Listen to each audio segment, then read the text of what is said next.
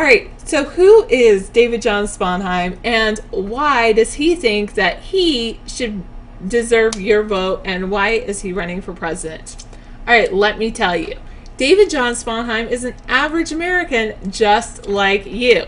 He's not a multimillionaire. He can't afford to fund a huge political race. Yet he believes that he can make a difference because he has lots of bright ideas for America's future, like I'm sure you do too. And by the way, if you have great ideas for America's future, you can always come in and chat with us directly. You can either go to battlecam.com/thirdparty, or you can go to my website, americasthirdparty.com, and click on video chat. Of course, since you're watching on TV, if you're watching on TV, I suggest the Battlecam site.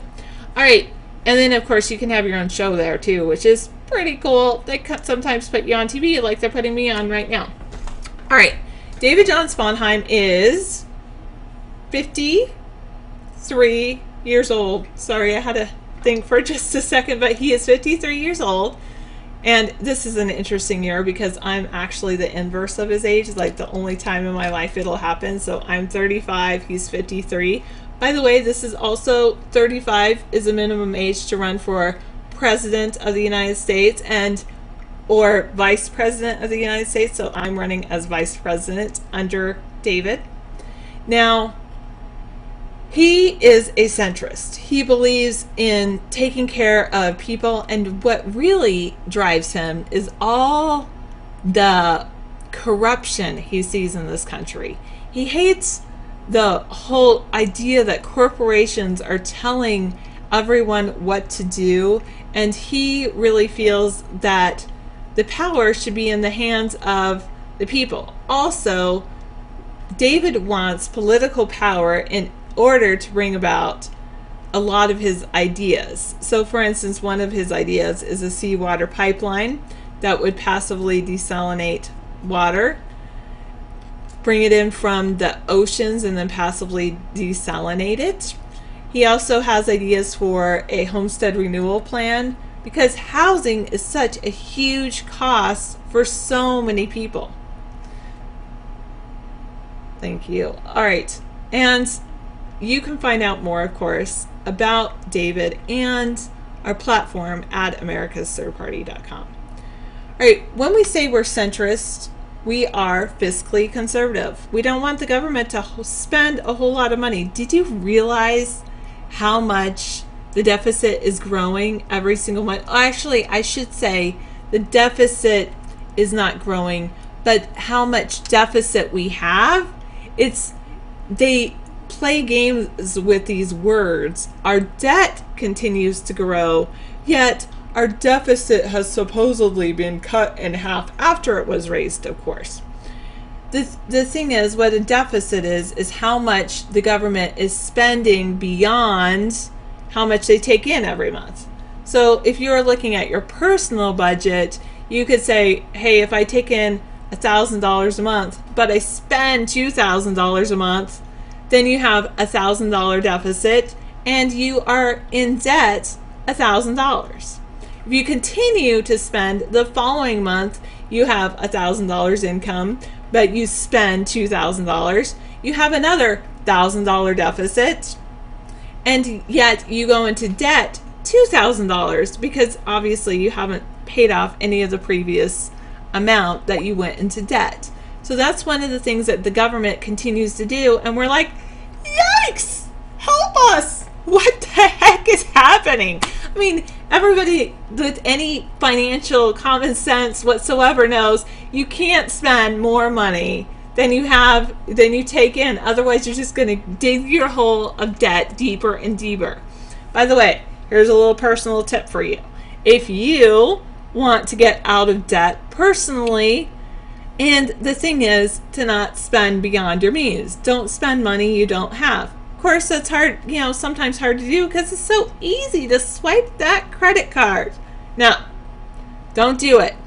What you should do is ask yourself, do I really need this or do I want this? So many times in our society, people believe in instant gratification. I've got to have it, and I've got to have it now. Actually, I should have had it yesterday. And, you know, the thing is, if you could live without it yesterday, you can live without it today, and you really should save up. Now, of course, it's good to treat yourself every once in a while, but it should not be an everyday event. That's why they have birthdays for treat yourself on your birthday. All right. The other thing is that we are socially liberal. Basically, we see so many people that are suffering. We're like, why? Why do they have to suffer? Now, of course, there's a lot of different perspectives on this issue. Obviously, there are. I've met some really hard-nosed, I'd like to say conservatives that say, basically, if you don't work, you don't eat. Of course, that's an old saying that goes back to John Smith, and I believe it was John Smith. You can check that out with the Jamestown, Virginia. He actually did save a lot of lives with that philosophy, because at the time there was the bourgeoisie, or the super elite, who weren't used to working in the fields in Europe, and then there were the slaves that of course were used to working in the fields. And if people were like, oh, I can't work in the fields, they wouldn't have enough food to feed everyone. Now, the thing is that we live in a technologically advanced society where we don't necessarily need everyone to work. If that were the case, it would be like you would hear almost daily of corporations going to Congress saying, we need all of these immigrants to come in because there's no U.S. citizen. We have more jobs than all the U.S. citizens can fill. Is that the case? No. In fact, we have high unemployment. We have people that also are on disability. There's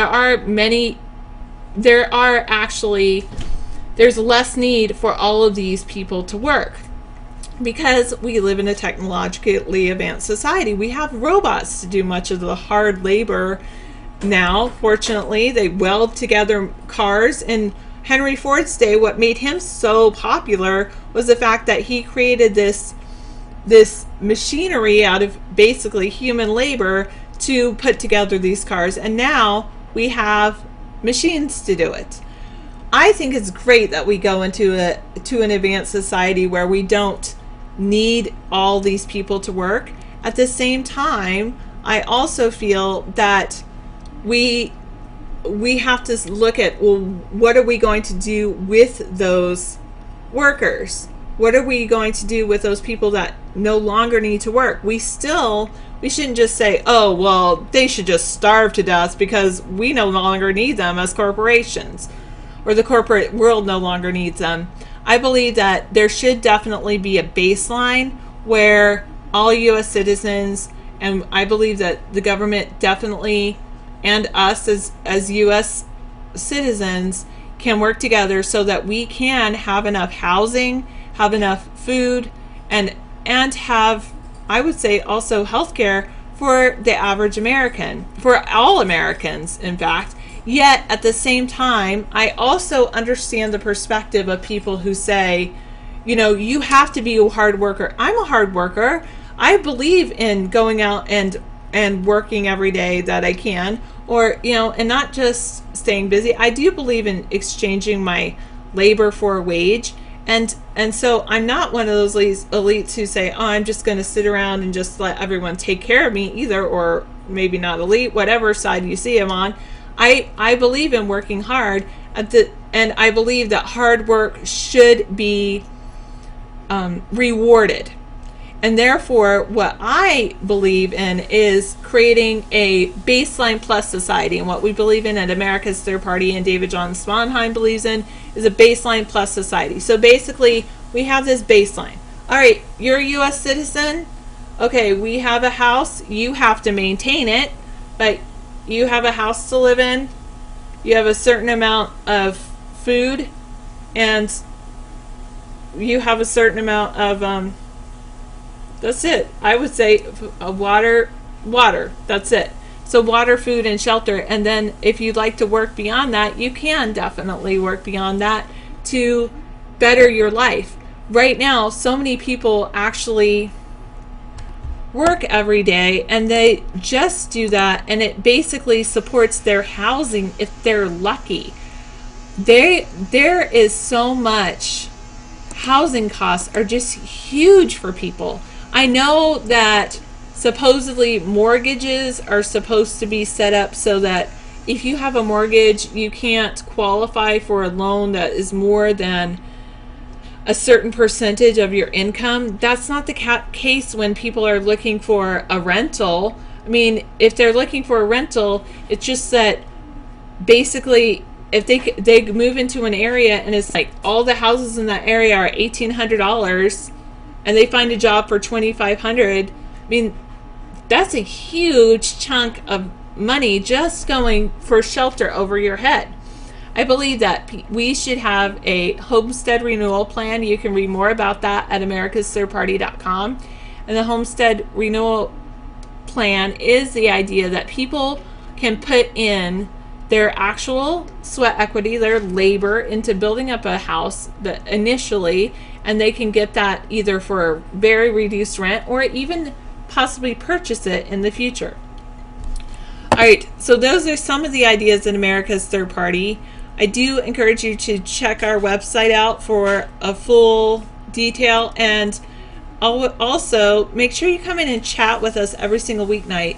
David Jon Sponheim has a live show, usually, I know it's definitely from 6 p.m. to 8 p.m., but he tends to extend it out, and then I tend to start it a little bit earlier than that. So 6 p.m. to 8 p.m. every single weeknight, Monday through Friday, on battlecam.com/thirdparty. Actually, 6 to 9, yeah. Thank you. Thank you.